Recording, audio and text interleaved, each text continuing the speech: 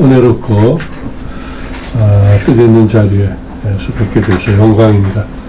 먼저 말씀 한 절 제가 봉독해 올리겠습니다. 사도행전 2장 43절로 47절 말씀을 제가 봉독해 올리겠습니다. 사람마다 두려워하는데 사도들로 말미암아 기사와 표적이 많이 나타나니 믿는 사람이 다 함께 있어 모든 물건을 서로 통용하고 또 재산과 소유를 팔아 각 사람의 필요를 따라 나눠주며 날마다 마음을 같이하여 성전에 모이기를 힘쓰고 집에서 떡을 떼며 기쁨과 순전한 마음으로 음식을 먹고 하나님을 찬미하며 또 온 백성에게 칭송을 받으니 주께서 구원받는 사람을 날마다 더하게 하시니라. 아멘. 하나님 말씀 안에는 이 말씀이 4장 32절로 37절 말씀에도 거의 같은 내용의 말씀이 기록이 되어 있습니다. 저는 60의 미저리 개척교회 참 낙후된 교회의 실상을 보고 60에 부름받아서 10년간 사역안에서 한국 교회의 실상을 하나님께서 확인하게 하시면서 확실한 시대 사명을 초대교회 회복이라고 확정을 하게 하셨습니다. 나름대로 늦게 소명받은 모세처럼 시대적 소명을 외치면서 많은 교회들의 참여와 연합을 기대했지만 안타까운 현실만 지난 10년간 확인을 할 수 있었습니다.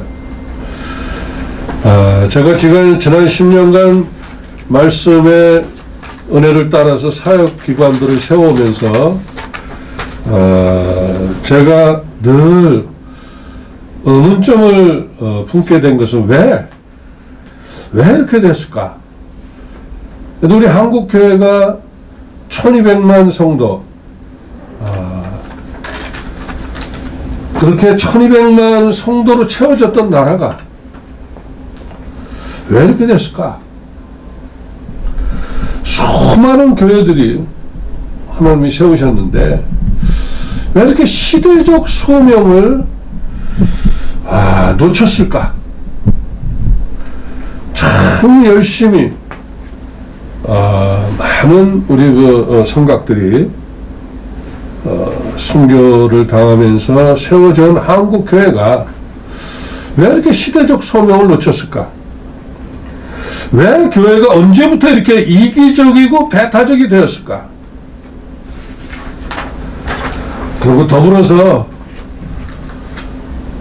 하나님께서 이 나라와 민족을 특별하게 택하시고 많은 은총을 베푸셔서 열방을 향하여서 세계 제2의 선교 국가로 성장을 시키고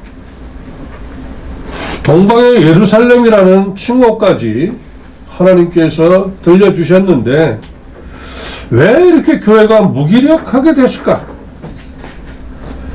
그리고 특히 하나님의 풍요와 축복을 누린 이 나라와 민족 안에 우리 그리스도인들이 구속의 사랑과 대속의 은혜를 감사하고 찬양하는, 근데 왜 생활 속에서는 보여지는 게 없을까?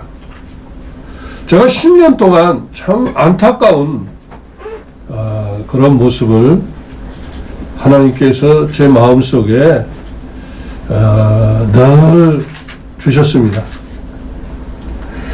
사실 제가 오늘 봉독해 올린 이 초대교회 사도행전에 기록된 말씀은 이 땅에서 영생을 누릴 수 있는 마스터 키와 같은 말씀이거든요. 제가 소명을 받고 이 말씀에 붙잡혀서 한 6개월 정도를 잠을 못 자가면서 하나님께서 주신 감동을 따라 뜻을 세우면서 하나님께서 직접 이 땅에 오셔서 주신 초대교회, 이것은 바로 뭐냐? 지금 바로 이 시대에 우리에게 나아갈 방향을 일러주기 위해서 이 말씀을 기록해 놓으신 게 아닌가. 저는 그렇게 받았습니다. 이 세상에는, 우리가 살아가는 세상에는 우리 사람이 살아가면서 간절히 바라고 원하는 게 있어요. 사람도. 근데 하나님도 그러신 게 있어요. 저는 그래서 그거를 제 사역 안에서 이렇게 한번 정리를 해봤어요. 사람을 위한 교회를 보고 싶다. 이 하나님의 갈망. 사람을 위한 교회를 만나고 싶다. 아직 구원받지 못한. 때로는 교회에서 다른 데로 시험에 들고 상처받고 떠난 가난한 교인들. 때로는 사람을 위한 교회가 되고 싶다. 이것은 하나님의 부르심을 받고 사명을 잘 감당해 나가고자 기도하며 애쓰는 많은 우리 목회자님들. 즉 교회는 세상에 천국이어야 된다. 이건 누구나 다 아는데 왜 그렇게 되지 못했을까? 예배 공동체는 천국이어야 되는데 왜 이렇게 됐을까? 사실 제가 나이 60에 소명받고 10년을 달려오면서 감히 저보다 앞서서 사명을 감당하시는 훌륭한 목사님들과 또 많은 성도님들을 제가 결코 폄하하거나 그분들의 모든 수고와 헌신을 갖다가 가벼이 여기는 게 아닙니다. 다만 무언가 놓쳤다. 응? 저는 이 사역을 세우면서 하나님께서 우리 한국교회의 실상을 보여주면서 더불어서 저에게 주신 말씀이 에스겔서 3장 17절 말씀이었어요. 인자야, 내가 너를 이스라엘 족속의 파수꾼으로 세웠으니 너는 내 입의 말을 듣고 나를 대신하여 깨우치라. 네가 깨우치지 아니하면 그 핏값을 내 손에서 찾으리라. 감히 제가 말씀드리는데 하나님께서 제가 처음에 소명받고 6개월 동안을 하나님이 시시때때로 말씀을 주시면서 저를 이끌어 가시는데 사실 남들은 60이 지나면 은퇴 준비하고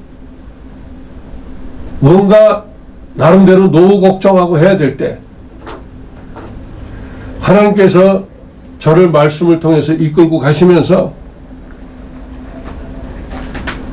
소명을 주시고 사역을 세우게 하면서 세상의 관점으로 보면은 정말 분에 넘치는 능력에 맞지 않는 사역을 세우면서 하나님께서 직접 이루시면서 저를 이끌고 오셨어요. 저는 감히 말씀드립니다. 지금 이 시대에 우리 한국교회 지도자들은 정말 깊이 회개하면서 성찰을 해봐야 될 때가 아닌가. 지도자는 열심히 하는 것도 좋지만 그 때를 따라서 주시는 소명을 잘 분별해야 된다고 저는 생각을 합니다. 그리고 그 분별에 따라서 시대적 사역을 잘 세워야 된다. 사실 우리가 그 과거에 우리 한국이 복음이 들어온 지가 지금 이제 140년째인데 처음에 복음이 씨앗이 뿌려졌을 때하고 지금은 시대 상황이 너무 다르거든요. 우리에게 하나님이 주어진 여건과 환경도 다르고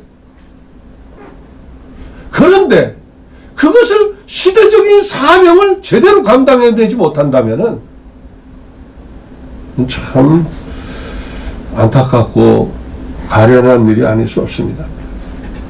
그래서 저는 요즘 우리 세상 어떤 돌아가는 모든 상황을 놓고 말세 지말 이런 말씀들을 많이 하시는데 특히나 한국 교회는 좀 외람된 표현이 될지 모르지만 이대로 가다가는 멸망의 문턱에 서 있다 지금. 과연 이렇게 말하면 지나친 말일까요? 우리는 지금이라도 성찰을 해보고 돌아보면서 무엇을 놓쳤는지 우리가 다 찾아서 다시 한번 세상을 감동감화시킬 수 있는 그런 사역을 세워갈 때가 아닌가. 다들 힘든다고 그래. 모든 환경이. 그러나 하나님의 사역만큼은 힘들 때일수록 십자가를 짊어지자 하는 외침이 좀 필요하지 않는가. 저는 요즘에도 하루 일과를 끝내고 잠자리 들기 전에 말씀을 보면서 묵상을 하다 보면은 이 마음밖에 하나님이 주시는 게 없어요. 사실은 제 사역도 지난 10년간 해오면서 재작년부터 일어났던 우크라이나 전쟁 사태로 인해서 지난 2년 동안 엄청난 위기를 맞이하고 있습니다. 사실은 존폐의 위기를 넘어온 게 사실은 한두 번이 아닙니다. 사실 지금은 뭐냐? 우리 한국 교회가 지향해야 될 지향점은 초대교회 회복을 위한 외침에 있어서 우리가 인색해서는 안 되리라고 저는 분명하게 제가 말씀드릴 수 있습니다. 보세요. 하나님이 주신 풍요를 누리는 이 세상, 사실 그 만몬의 권세에 도취된 세상, 우리가 이 초대교회 회복이라는 것은 뭐냐면은 우리 생활 속에 있는 그 만몬의 거품, 그걸 제거해야 돼. 탐욕을 물리쳐야 돼. 가져도 끝을 모르는, 만족을 모르는 탐욕.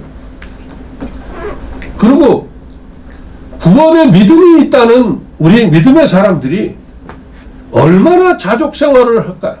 세상 사람들에게 얼마나 자족의 삶을 갖다가 우리가 드러내고 증거하는 삶을 사는가? 그리고 우리의 모든 율법과 선제 강령, 하나님을 사랑하고 이웃을 사랑하는 거라는데 얼마나 우리 구원의 믿음의 사람들이 이웃을 위해서 수고하고 헌신하며 이웃의 자화를 도우며 뭔가 감동과 감화를 끼칠 수 있는 그런 사역을 갖다가 과연 얼마나 지금 우리가 세우려고 애쓰고 있는가. 저는 안타깝게도 그런 교회를 아직 보지 못했습니다. 한국 교회는 너무 개교회 위주예요. 개교회. 목회는 개교 위주로 해도 돼요. 사역은 연합을 해야 됩니다. 이거를 그렇게 외쳐도 받아들이려고 하시는 분들이 그렇게 드물어요. 사실 지금까지는 거의 없다고 봐도 과언이 아닙니다. 오늘 제가 봉독해 올린 이 사도행전 2장 43절 47절 말씀 안에는 뭐가 있었냐면은 여기에는 분명히 선교 경제가 있었어요. 선교 경제는 뭐냐면은 생활 속에 있는 거품을 제거해주고 탐욕을 갖다가 나름대로 내놓고 이타적이고 이웃에게 수고와 헌신, 이웃의 자화를 도와주면서 같이 떡을 떼고 같이 예배드리면서 이 땅에서 영생의 기쁨을 누렸던 사람들이거든요. 다시 말해서 이 선교 경제가 복음의 통로를 만드는 것이라고 저는 확신을 합니다. 그래서 저는 지금 이 시대는 교회가 정말 시대적으로 세상을 감동시킬 수 있는 사역을 선포하고 그 사역 안에서 연합을 하면서 역시 교회가 뭉치니까 저게 다르구나. 저는 그걸 네 가지로 한번 분류를 해봤어요. 생활의 위로와 희망을 주는 사역, 뭔가 삶의 변화와 하나님을 기뻐할 수 있는 그런 도전을 이루어가는 사역을 돕는 사역, 생활 공동체가 되는 사역, 운명 공동체가 되는 사역. 사실 이것이요, 사도행전에 오늘 봉독해 올린 말씀 안에 있는, 다 들어있는 내용입니다. 결코 어려운 게 아니에요. 쉬운 겁니다.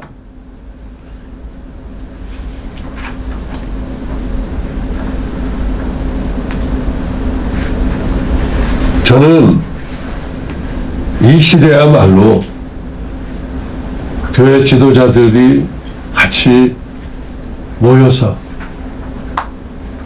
성찰하면서 이러한 사역의 뜻을 세우고 연합을 해서 세상을 감동시킬 수 있는 그런 십자가를 진짜 다시 외쳐야 되는 시대가 아닌가. 생각이 바뀌고 자세가 바뀌어야 돼요. 전통과 관습에 따라가면은 죽습니다.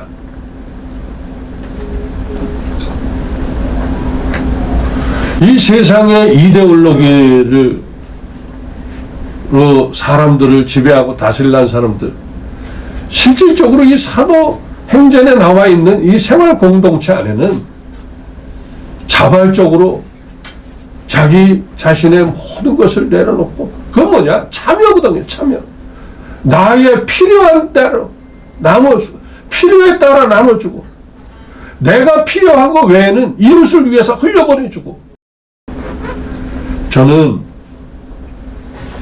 그래서 이 시대는 사역을 선포하면서 우리가 예배 안에 드려지는 헌금만 가지고 이 시대적 사명을 감당할 수가 없어요. 교회는요, 선교 재정을 창출할 수 있어야 됩니다. 이 시대가 요구하는 게 바로 그 관점이거든요. 물론 우리가 이날까지 한국의 교회가 세워진 후에 많은 사실 불의한 세력들이 하나님의 영광을 가렸던 일들이 여러 번 있었어요.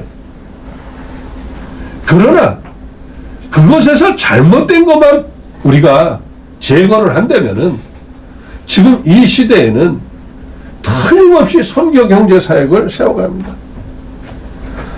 제가 잠깐 덧붙여 말씀드리면, 이 시대에요, 다단계나 네트워크 회사에 목사님, 장로님들이 얼마나 많이 그 자리에 가서, 물론 그분들이 사역의 어떤 어려움을 해결을 하기 위해서 나름대로 시작을 했는지 모르지만, 저는 이런 것부터 정화가 돼야 된다고 생각을 해요.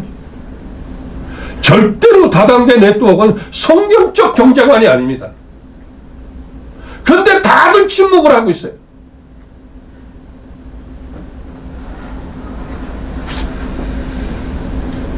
제가 이제 말씀을 맺도록 하겠습니다. 왜냐면 말씀이 될지 모르겠지만, 우리 더 이상 속으면 안 돼요. 내가 알고 있는 지식에 속으면 안 되고, 세상에 보여주는 시스템에 속으면 안 되고, 내가 속으면서 또 이웃을 속이기까지 하거든. 제가 올해 만 70이 됐는데,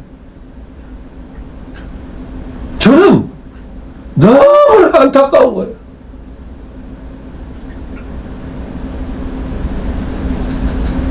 우리 변혁해야 됩니다. 내가 신앙생활 30년, 40년, 목회 30년, 나가 여태까지 친숙해져 있던 거 다시 한번 돌아봐야 돼요. 내가 습관적으로 친밀하게, 내가 지금 잘하고 있는 거, 과연 내가 지금 잘하고 있는 게 하나님의 마음에 합당한 것인가 한번 돌아봐야 돼요. 아멘. 아멘. 아닌 것은 아닌 것으로 돌아서야 돼요. 그리고 내 능력으로 뭘 하려고 하지 말아야 돼요. 너무나 잘났어요. 너무 능력이 많어, 이 시대.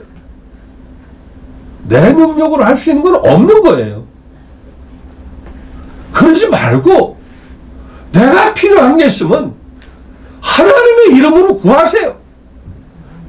그리고 사역을 세워요. 우리가 사역을 세울 때요, 정직하되면은 당당하게 하면 됩니다.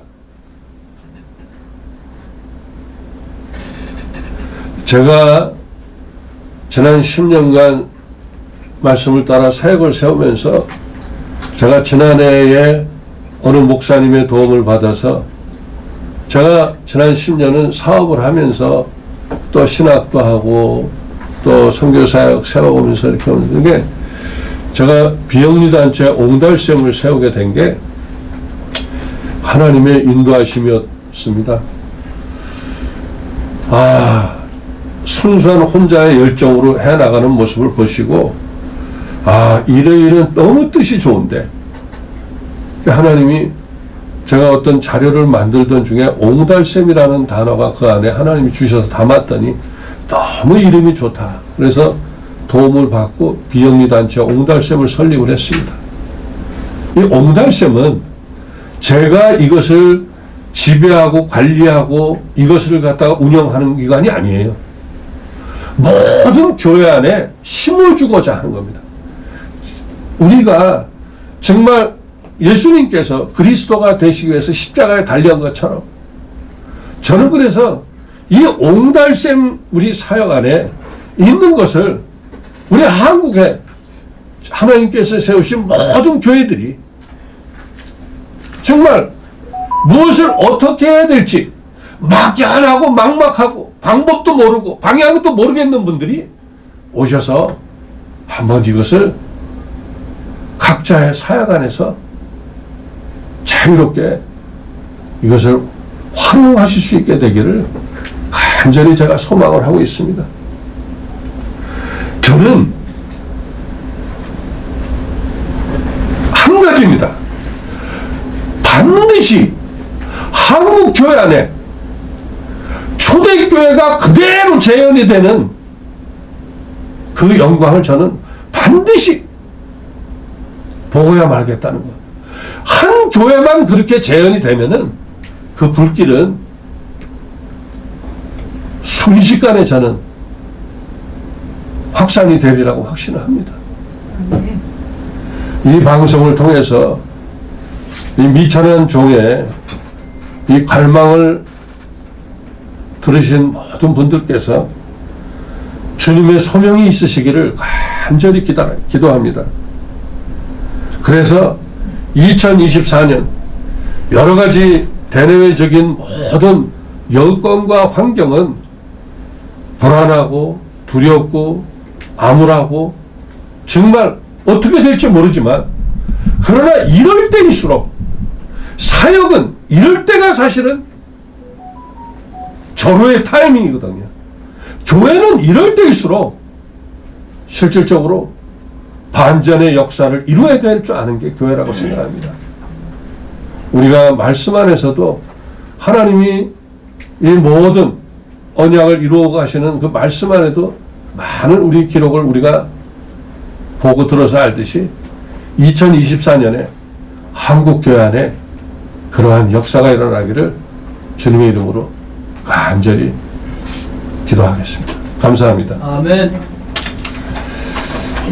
잠깐 기도하겠습니다. 하나님 아버지, 은혜를 감사합니다. 오늘도 때를 따라 아버지 미천한 종이 아버지의 마음을 전했습니다. 아버지, 우리 한국교회 안에 가장 먼저 기도원 300용사와 같은 아버지 교회가 앞장설 수 있도록 역사하여 주시옵소서. 예수님의 이름 받들어 간절히 기도합나이다. 아멘. 지금은 우리 주 예수 그리스도의 은혜와 하나님 아버지의 극진하신 사랑과 보혜사 성령님의 위로 충만하신 역사가 초대교회 회복을 갈망하는